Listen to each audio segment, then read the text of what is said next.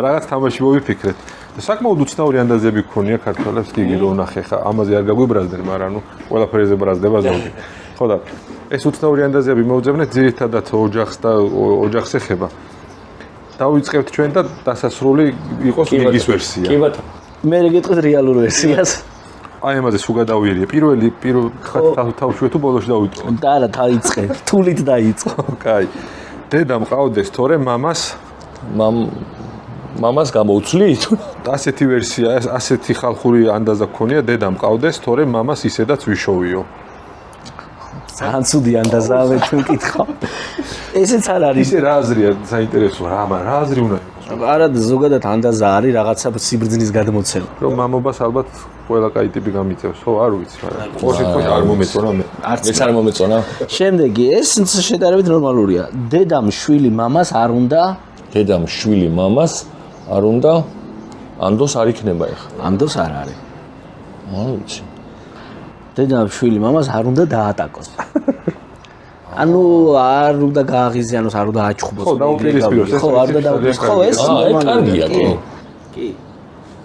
ხო, შავლებს აქვთ ხოლმე საერთაშორის ეგეთი ის, რომ აი ბავშვებთან რომ თუ რაღაც დაძაბული ურთიერთობა აქვთ მშობლებს, ბავშვებზე ეუნებიან ხოლმე იმის სულ რაღაცებს და ეგ ძალიან ცუდია რა. აი მე კარგი ვარ და იმან ესე გააკეთა, ესე გამიკეთა და ესე და ისე და ესე და ეგ ძალიან ცუდია და ილექება ბავშვის ტვინში და განსაკუთრებით იმ ოჯახებშია ხშირი, როდესაც ცოლ-ქმარი ერთად არ ცხოვრობს. კი და ეგ ძალიან ცუდია.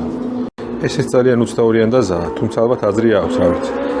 ცოლის ამორჩევაში უფრო ყურები მოიშველიე ვიდრე თვალები? ეგ არის. ზუსტად. ანუ ის არის ხო, უნდა გაიკითხო და ალბათ. აბანოში უნდა წაიყო. მამიდებმა უნდა გასინჯო. ხო, დედამთილანა. აი, ამასაც არ ვეთანხმები ახლა. უყურე, სხვისი ცოლის სიყვარული დანაშაულია.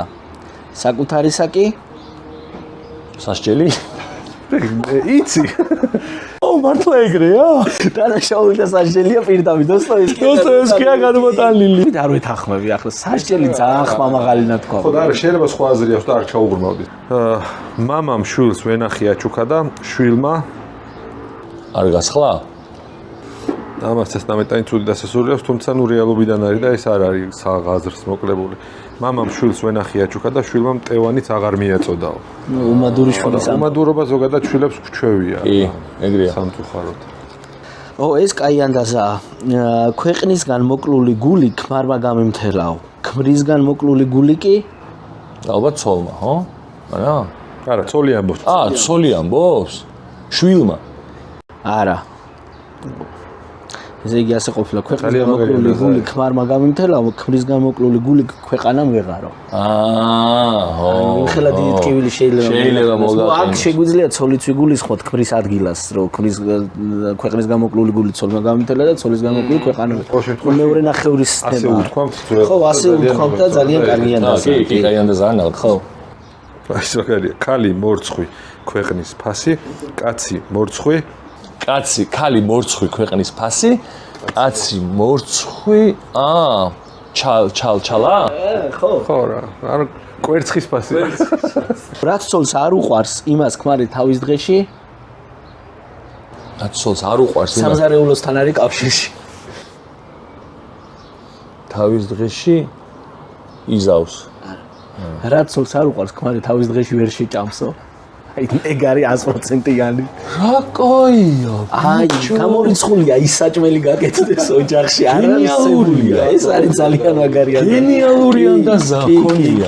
კი. ძალიან მაგარია.